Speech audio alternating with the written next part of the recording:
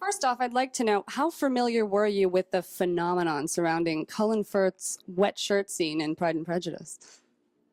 Oh God, in England, every man's going to have to live up to that from the day it was broadcast on television. That's been the goal, to try and have the Colin Firth wet t-shirt shot.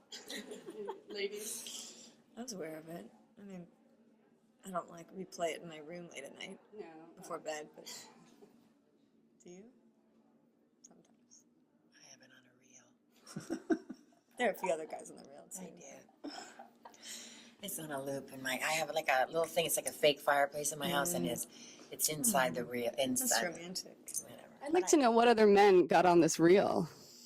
Well, that scene with Brad Pitt and Gina Davis is on it. When his first gig, holy crap, that was pretty incredible. And then I love the show Cash Cab, and sometimes I just have that guy talk. I have that guy giving the really. He's also really good. Yeah. In the film, you guys put on a very bad play. I want to know, what's the secret to putting on horrifically unwatchable theater? How often do you go to the theatre? Oh God, just for me it was like going back to drama school. Teeth pulling. I didn't know it was supposed to be bad. Oh. Yeah, that's a really good question. I think it's the key is not taking anything in. It's just just sending everything out and not listening. Whenever it's sort of like it's kind of what I do in my relationships. I don't really take anything in. It's just I spew a lot out, and Well, it's obviously working. then they're done. So bad play acting comparable to bad relationships.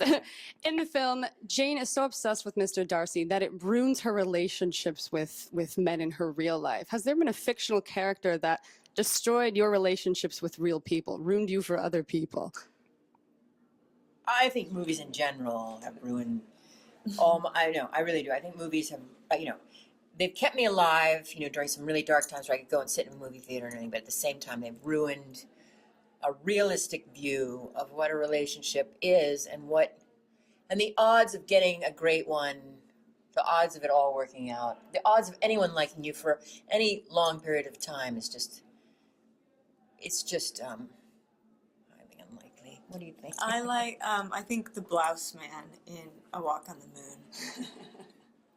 Really? Did you see that? I did. You didn't like him? Oh, I liked him. Who was that? Vigo. Oh, it was Vigo, wasn't it? Don't you remember Diane Lane? He took her to the waterfall and all these hot things. Don't you remember? I might have seen it 3 times in the movie theater. That's a really good call. He was hot and nice, and he was and he's like, "Run away with me." She's like, "I want to, but I can't." Remember? No, when I was like 6 years old, I saw The Black Stallion, and I thought, if there was ever ruined relationships, is my feelings for that horse. It's a beautiful, strong, muscular horse. Would you like to add to that? Oh God! What fantasies of black stallions? I grew up. My first fantasy would have been Princess Leia, and and the girls in the playground didn't have the funny buns. I did after Princess Leia. Come on, I was working those things when I was 6. English playgrounds didn't have them, so disappointment. But who else? What else? Who else did you fantasize about? It's probably that unique time when you just hit puberty and you watch your first sort of So there's got to be someone else. It was like there were 2 films. There was like Working Girl and Mannequin. Mannequin. And you're suddenly like, it was great. Mannequin was great. I want to see JJ's reel that he watches at night now with Princess Leia and Mannequin. Kim Cattrall and Kelly. Who's Working Girl? What's her name? Melanie Griffith. Yes, Melanie Griffith. Yeah. And then there's that great line. It's not even Melanie Griffith's line, but they go into Harrison Ford and the new secretary, and she says, "Coffee, tea, me." And I always hoped a woman would say that. Oh, that's so And I thought all women would be like little business suits, and then they'd pull the chopstick out their hair, and you know. We all do that. No. We all do that. JJ, what is the secret to being a brooding leading man? I heard you went into a moody trance. Who told you I went into a moody trance? He had a major, like a massive 2-hour prep every morning to do this. Yeah. It's incredible. Broody Dark leading music. man. Have less dialogue than anyone else. Yeah. He was just bored. He was just like, you know, find a prop and hide behind it. What would your Austenland name be? Before every character goes to Austenland, they get a very cool name. What would yours be? Oh dear. Oh God, it'd be an apology, wouldn't it? apology. I'm sorry, man. oh. You know, I do want to say this though. I do want to say this about the broody man though. JJ broods louder than, like, I'm not kidding. You can be sitting across the room and there's like, you feel his brooding from across the room. Like, it's bizarre. Like, you feel I don't know if it's charisma or I don't know what the hell it is, but it's like, I remember I'd be like sitting there doing something in the scene way across from, and I could feel, what? Needlepoint.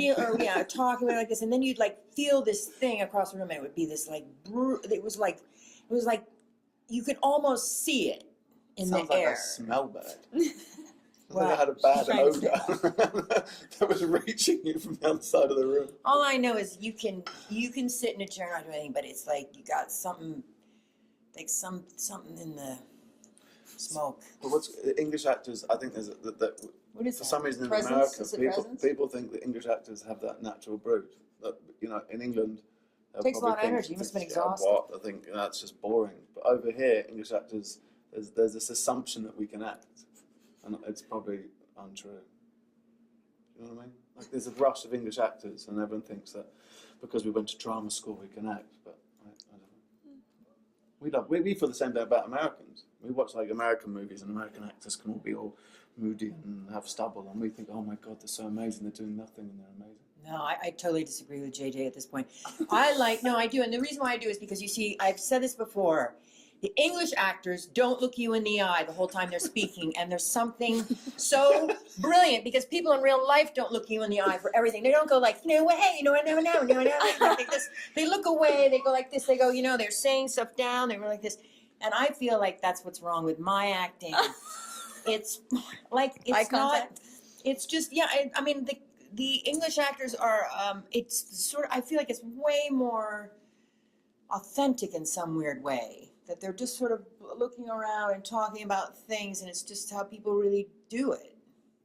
I mean, I'm not saying not all American actors are shitty. I'm just saying there's some actors. There's like 2 that are good. No, I'm not saying that. I'm just saying like a lot of them are like how many movies have you seen? Everyone is just like this. What do you mean? I love you, and I've always loved you. It's always in the face. And you know, I mean, when you just about every line you said, you sort of threw it to the side. You know what I mean? You kind of looked over there.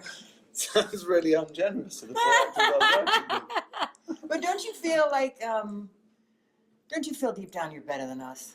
A little bit. He's such a good actor, you can smell it across the room. I mean, Right. obviously. Right. We smell you. Yeah. Oh. So last question. Which author's land would you absolutely not like to visit?